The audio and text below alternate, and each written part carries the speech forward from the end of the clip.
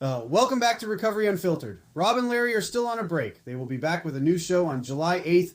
In the meantime, listen to some highlights from Mikey Stillman's shows. Welcome back to Recovery Unfiltered.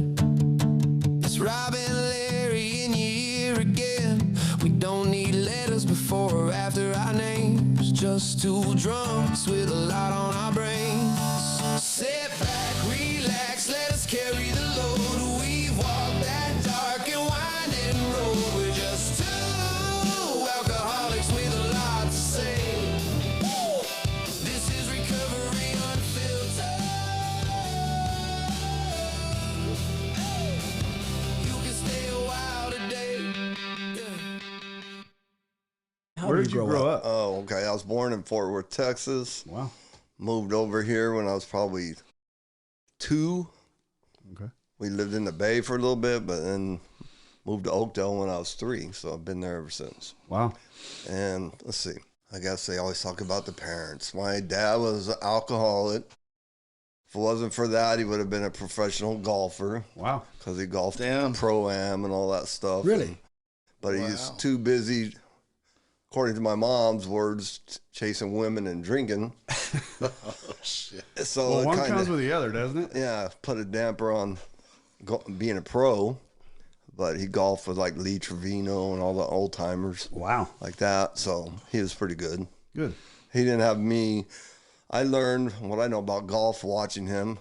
But what I learned, I became the beer bitch. You know, so go get me a beer. Bitch. And then I remember being little, I'd love it when his friend, Don, his best friend, they'd need a beer and I'd get to go get 2, so I'd get swigs out of each of them. Right. Hell yeah. Right. And it tasted like shit, but it was Coors regular. Right. And so, yeah, I grew up with that. Seeing my dad knock the crap out of my mom, throw her through windows and stuff like that. It was just the way it was. Cops bringing him home drunk. Back in the day, like 3,500 people in Oakdale, they just threw him on the couch and said, don't let him leave, Right. you know? So, yeah, that was it. It was just normal to me. But then they divorced. How old were you then, Mike? I was probably 11. But you had an older brother. Yeah. My brother Woody's 5 years older. We moved in, came home from school one day. Oh, first, I'll just say this real quick, that my mom took me, she was in the bathroom doing her hair, like getting all primped before Dad came home. It was like back in those days, dinner on the table. Right. You know, that's the way my dad was. And she called me in the bathroom and she says, hey, if Mommy and Daddy weren't together anymore, who would you want to live with? And just a kid like that, I'm going like, my mind just started going, well, if I stay with my dad, it would just be me and him, and I wouldn't have to deal with my 3 sisters anymore. And maybe he would take me to a ball game. I still remember that thought. And so I said, I guess Dad. You know, I had no clue what was coming up. And then who knows how much longer, I'm coming home from school, Cloverland, cutting through the park. We lived up on East C Street. I got up on that street. Gilbert Park? Yeah. Yeah. Yeah, I That's remember my when name. they It's were my stomping building it. grounds. When they were building it, I thought that sand area, they were doing that cement wall. Yeah. I was like, sweet, there's going to be a swimming pool right down the street. And it ended up being a sand park. But anyways, I come up through there, and there's a car in front of our house. We lived down towards the end of East C right there. And my mom, I could see my mom and my sisters bailing in, and all of a sudden, tail lights. And my face turned like red. I could feel the blood go, because I think I realized what was happening. And I remember running down the street, and it went around the corner, and I walked in the house, and it was empty, like flat empty. There was nothing left. And me, my brother, and my dad were living out of a Coleman ice chest till we were the second family to move in the Wrangler apartments right down the street. Yeah, I know there. Because they had furnished. And then my dad splits, moves in with his girlfriend, just leaves me and my brother there. So How old were you then? 12. Wow. And my brother was 17. He was like a junior. Right. So he became dad. Right. And so he basically had that raised me, whatever, cooked Thanksgiving. And some drunk dude, my dad's friend, stumbles up to our place drunk, and he eats Thanksgiving with us, and we're like, okay, whatever. But that was pretty much childhood. Then it went living with dad, living with mom, trying it out wherever, and stepdads of the month, and boyfriend. Some of them I didn't know if she was married to or not. And they were all, I have nothing against bikers, but they were all like biker trash. Yeah. Beards, no shirt. Come home, there's a Harley sitting in the dining room. You're like, what the hell? Like, did you go through high school living with mom? Oh, gosh. See, I'm glad you asked some questions. I bounced around. I ended up living with... Did you go to Oakdale High? You graduated from Oakdale High? No, I went to Tracy High. Okay. Because that's where we found out where my mom moved, because we didn't know. And so I went to a little bit of junior high in Tracy, and I went up to a junior at Tracy High, and I was wrestling there and stuff. And then my career year there, we used to go to the Tracy High, me and my stepbrother, and break in the main gym so we could play basketball on the hardwood. And one day we were climbing over this big fence on a rolling gate, big 10-foot tall chain link fence. And I was up at the top, and it fell off the rails. And so I'm walking backwards, trying to keep it from crunching me, and the top rails cracked my melon open. So that ended my undefeated career in 11th grade. Shit. Couldn't wrestle no more. And I was on a mission to go all the way. I had made a goal in my head that I was going to go undefeated. And I was until that, and I couldn't wrestle no more. So then I was living with girlfriends, grandparents, things like that. They were getting welfare for me. And so from probably 14, I was just living wherever. Wow. And then I didn't know what I was going to do with my life because it was just total chaos. I mean, our fun as kids was we'd get locked out of the house, door would get locked, and you couldn't come home till the door was open. So whenever they got done smoking their weed or whatever they were doing, you'd go up and go take back off. So me and my stepbrother, well, it's just crazy kids, nothing to do. We'd just go, what do you want to do? Oh, let's go get the cops to chase us. So we would just run amok and get cops to chase us. And it was fun. And then my mom called me in for juvenile uncontrollable. And the cops were trying to arrest me, and they were chasing me all over Tracy for about 3 days. And they couldn't catch me. And I'd be right at the house hiding in the alley while the cops are talking to my mom. And she thought, she was all excited. Oh, you got him, when they pulled up. And I still remember the cop going, no, we've seen the little bastard all over town, but he's too goddamn fast. We can't catch him. And I'd be back there laughing. And then my sister ratted me out, and they ambushed me in the alley. And I jumped the fence and went through these people's back down their driveway, and there was cops waiting there. So I'm like, gigs up, brother. yeah.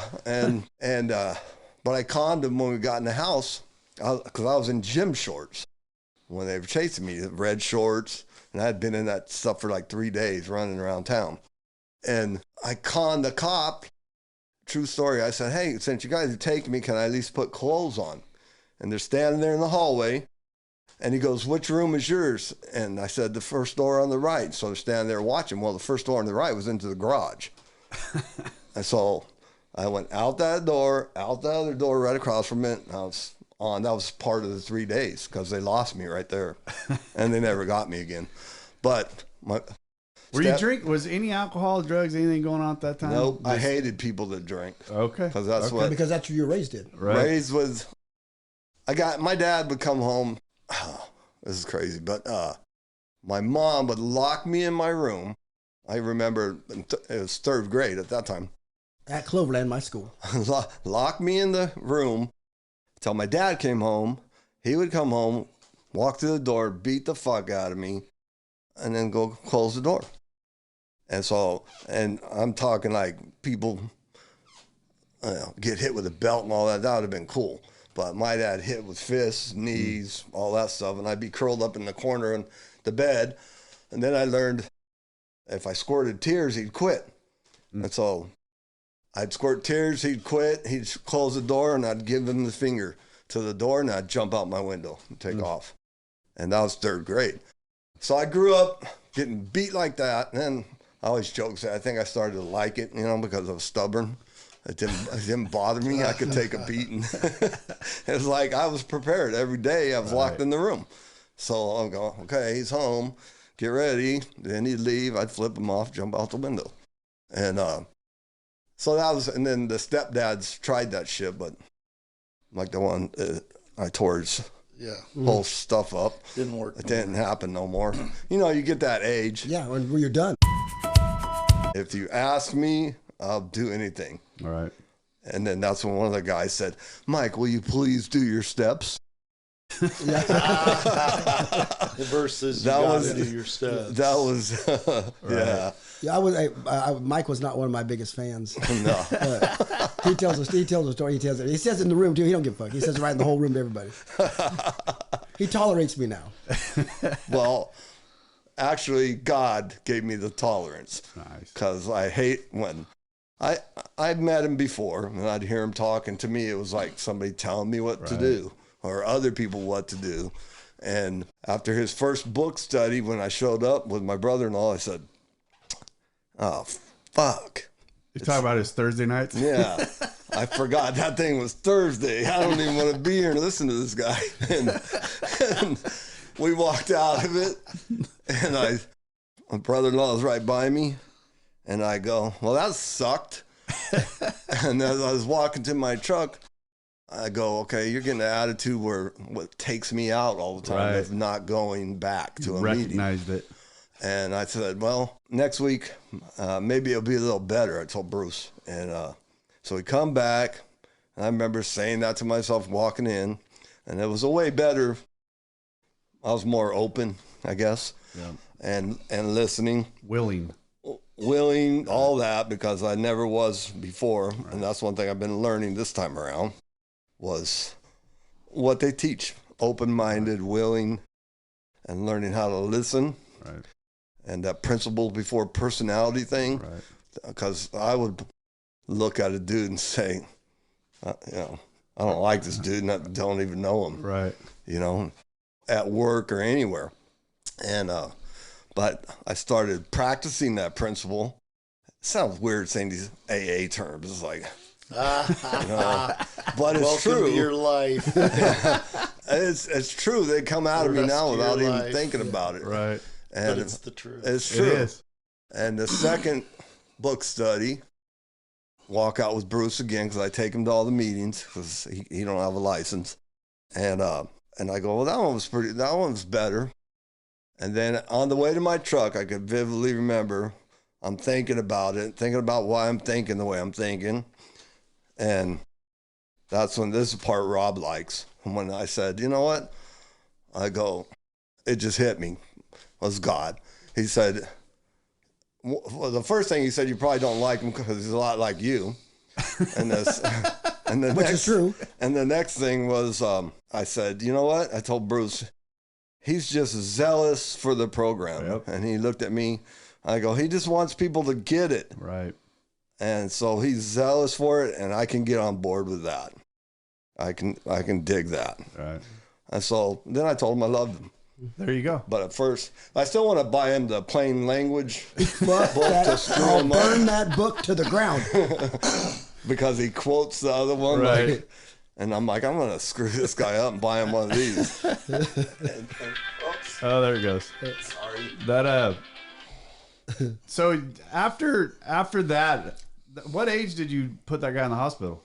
He was in junior high. Junior high. Yeah, I was like Okay. 11 or 12, something like that. So when did you move on with your life? Like, did you go through high school living with mom? Oh, gosh. Or? See, I'm glad you asked some questions. I bounced around. I ended up living with, Did you go to Oakdale High? You graduated from Oakdale High? no, I went to Tracy High. Okay. Because that's where we found out where my mom moved, because we didn't know. And so I went to a little bit of junior high in Tracy, and I went up to a junior at Tracy High, and I was wrestling there and stuff. And then my career year there, we used to go to the Tracy High, me and my stepbrother, and break in the main gym so we could play basketball on the hardwood. And one day we were climbing over this big fence on a rolling gate, big 10-foot tall chain link fence. and I was up at the top, and it fell off the rails, and so I'm walking backwards trying to keep it from crunching me, and the top rails cracked my melon open. So that ended my undefeated career in 11th grade. Shit. Couldn't wrestle no more. And I was on a mission to go all the way. I had made a goal in my head that I was going to go undefeated. And I was until that, and I couldn't wrestle no more. So then I was living with girlfriends, grandparents, things like that. They were getting welfare for me. And so from probably 14, I was just living wherever. Wow. And then I didn't know what I was going to do with my life because it was just total chaos. So the boys that day, Tyler, they went to an all-star wrestling practice for the San Joaquin Valley, section all-star team. Traveling. High school wrestling, yes. So they went to that practice. Where were they headed? To Pittman High School, bro, for the Anyways, dude, it was probably 5 o'clock or so, and they were supposed to be home, and Kim called me and said, hey, there's something up with the boys. They're not, the fucking sheriff's office just called me. I go, what do you mean they called you? She goes, the guy, the sheriff's, he wouldn't tell me nothing. He says he's at my house, and something happened with the boys. And I said, they're fine, and I fucking hung up, and I called no answer, from either one of them, and fucking jumped in. TJ was with me, and we jumped the truck and drove to his house. Where is this on 5th Street? No, this was at his house where he lives now off River Road. Okay. And fucking the coroner was standing in front of Mike's house, and he told us what happened. And that started our goddamn adventure. Was Mike there? No, Mike was working in San Diego. Who was at his house? The coroner by himself, waiting for Wait Kim to get come home. And you show up with And TJ. I rushed my ass over and said, what's going on? And they told me Mike was deceased, and Tyler was in, probably not going to make it in the goddamn, hospital, doctor's hospital. So from Mike's side of it, this is what I know because I spent a lot of time with Mike. No. So Mike was eating fucking dinner at a restaurant in San Diego where he was working out of town. We're in this restaurant in Chula Vista, and all of a sudden, I look up and I see Shauna walking towards me. And I'm like, and she goes, hey, I need to talk to you. And I go, I thought it was going to be about dude smoking weed on the balcony at the condo, and then we're in trouble, right? And I go, well, you can tell me right here. And she goes, no, we need to go outside. And so we walk out the door, and I stop, and she goes, further. And she keeps walking. Then I start freaking out like, what the fuck? Something's wrong, right? Why does she keep going no further? We stop again. I go, hey, Shauna. And she keeps walking till we get around the side. And we get around the side. I go, Shauna, what the fuck's going on? And she hands me a phone with my wife on it. And tells me, you got to come home because Michael's gone. And I don't remember what she said after that, but I threw the phone, tore up the chain link fence in the parking lot, threw myself all over the ground in the parking lot, screaming. Then somehow they gathered me up to get to the airport because my truck and tools, all everything's down there, but that's like whatever. So they get me to the airport, and they're just trying to get me to stay calm enough to be able to get on the airplane. And I wasn't drinking. In fact, Shauna bought me a drink to try and get me to settle down. So, because they were all worried I wasn't going to be able to get on the plane. And so I got on the plane, and my best friend, he's standing behind me in the ticket line. I'm like, what are you doing? He goes, I'm going with you. You think I'm going to let you get on this motherfucker by yourself? Yeah. And so he rode the plane with me. I think I said one thing to him, and he said one thing back the whole plane ride. I'll never forget it. I said, why? And he said, he just sat there, and I couldn't remember. He was corn-fed. His name was Jim Evans. And a true friend, nobody else I could imagine doing this. And, you know, getting on a plane and turn around and getting on the plane and go back to work. I said, why? And he said, eye hasn't seen nor ear heard what God has planned for those who love. That's all. It's the only words that were spoken. Good man. And we get to the airport, and my wife's there, and whoever's there with her, I don't remember, and we drive. I don't really remember. The whole house is full of people, standing room, all the high school. They had already did a vigil out where it happened, I guess. And the house was just like, I was just walking into a daze. And then hearing my wife's side of it, like Jason said, she has a CHP show up, sit her down. I'm in Chulawana, I called it. And she gets this laid on her with me on the border, her by herself. I can't even imagine. It just takes me back to how this thing fucked me up so bad that it breaks my heart of how selfish I was to her. What do you mean? She went through all that shit, and I went into straight killing the pain, killing the everything that she... The enormity of what she went through. Yeah. A mom. She held that shit together, bro, and he fell apart. I couldn't imagine. I remember thinking, I cannot imagine her pain. I want to kill myself. Yeah. And so I can't deal with her. There's no way I could. All I would think about is her breastfeeding, burying him, breastfeeding him, and then having some cops tell her to sit down and that her baby's gone. 4 rehabs, 4 hospital dinings. The last one, 8 months ago, it was just God's time, I guess, timing, because I was still in the same place, drinking from when I was awake till if I was awake, I was drinking. What about the pills? No, I was off them for the last couple, 2-3 years. You can only do those for so long, man. In fact, I had a couple left once, and I actually took them for the right reason, and they didn't even faze me. Well, I used to I never ran out. I had a crooked doctor who kept me in full supply. I never. Wait, he wasn't crooked. He told you that most people in your situation would kill themselves.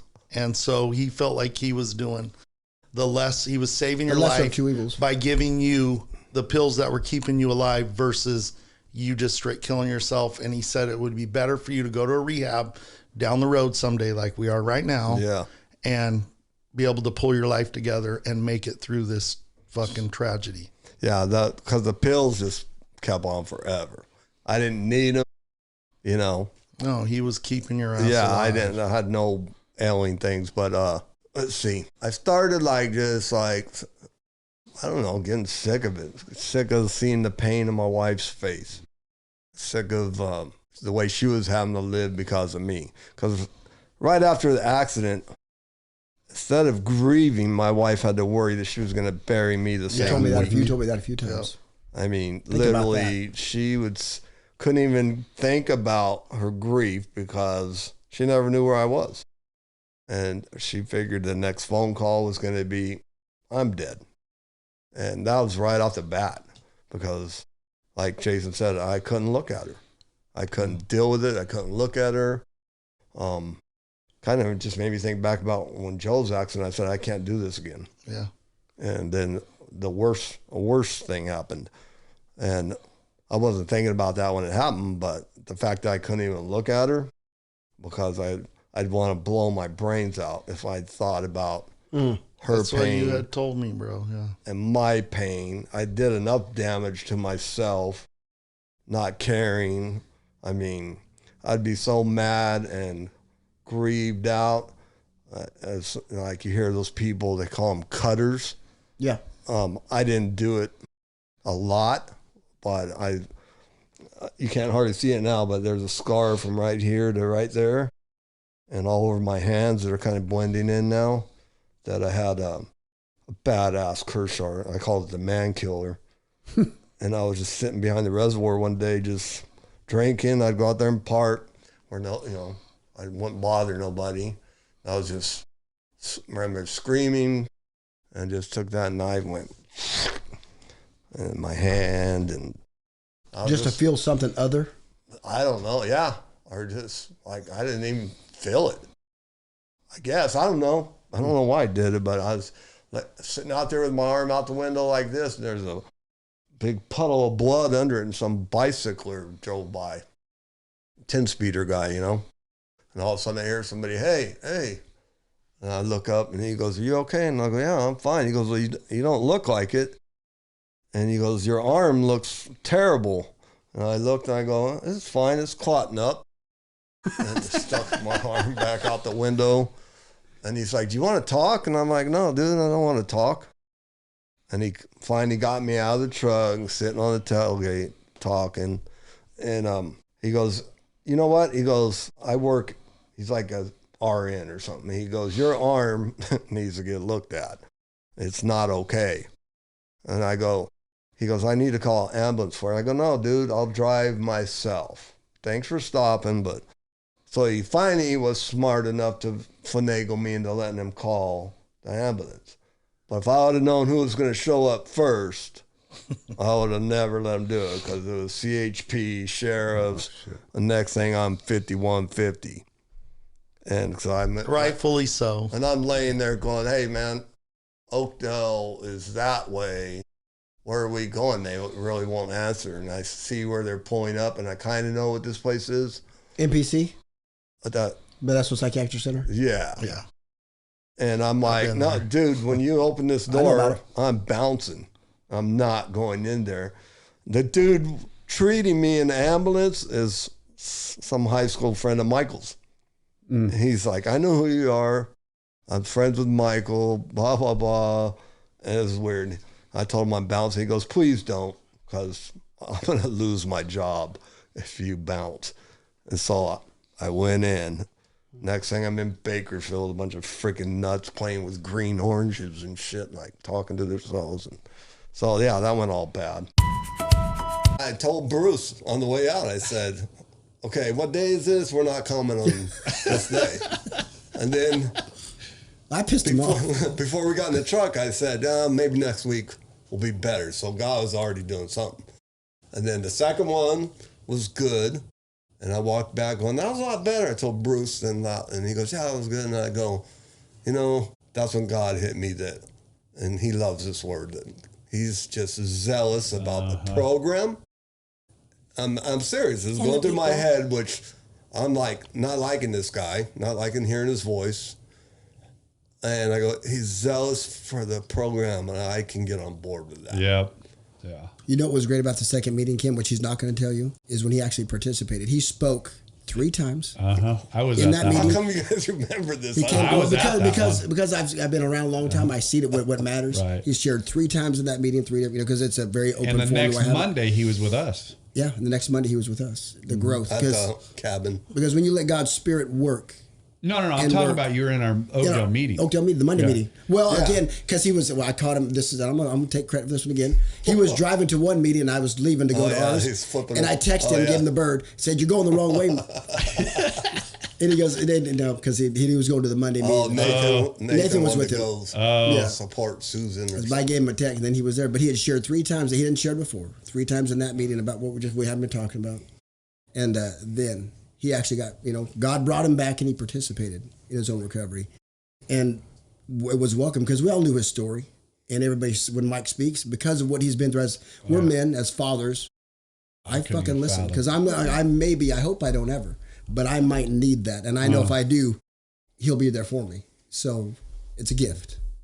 He's a gift. You guys are gifts. Yes. I appreciate that. I do. I mean, we say this all the time. This has been a gift from God from the very beginning. Oh, yeah. I mean, the way this whole studio came together, the way Katie allowed me to dump a shitload of money into this equipment. I mean, just it's been God sent, and and having people like you that agree to come in and tell your stories and the bravery it takes to do this, it's incredible.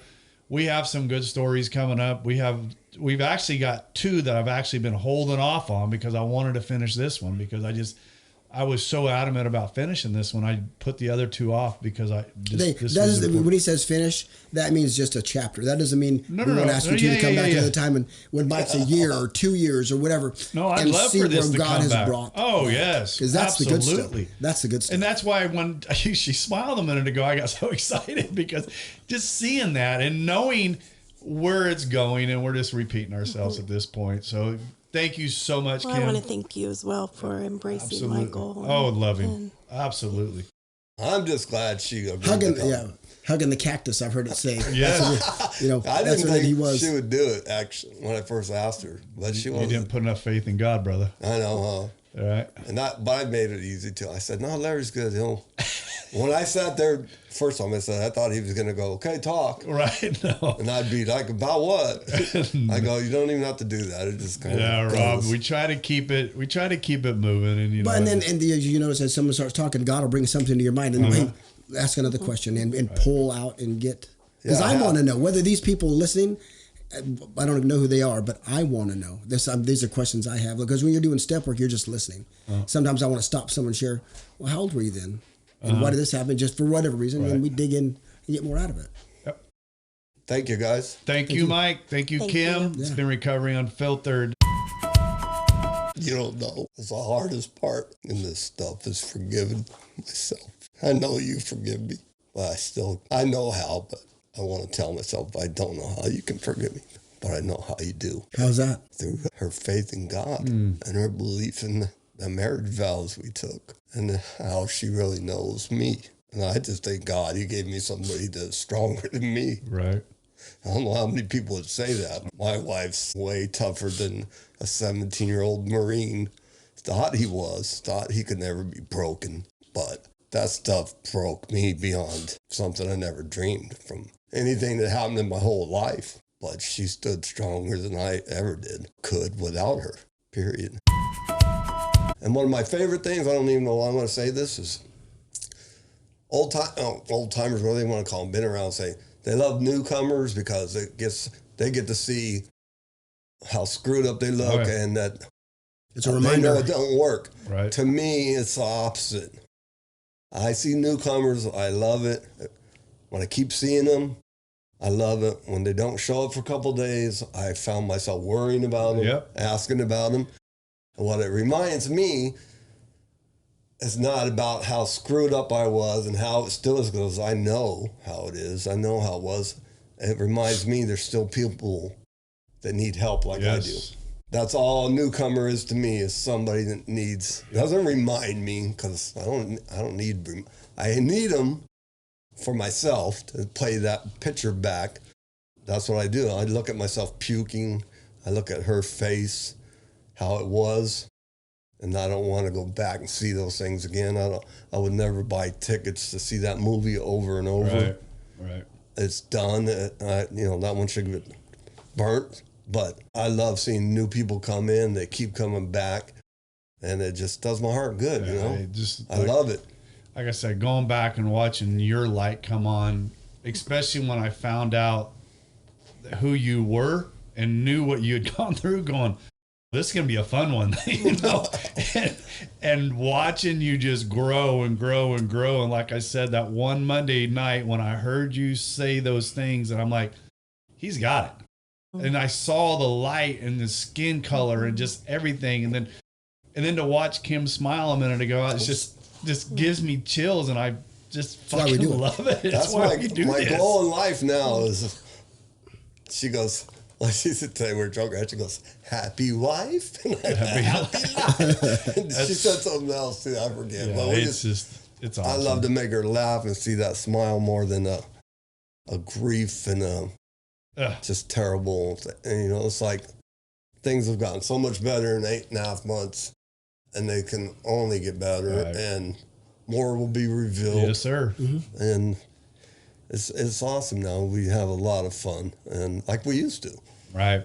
And probably even more so. I want to say one thing, Mike. The pain's not over. Nah.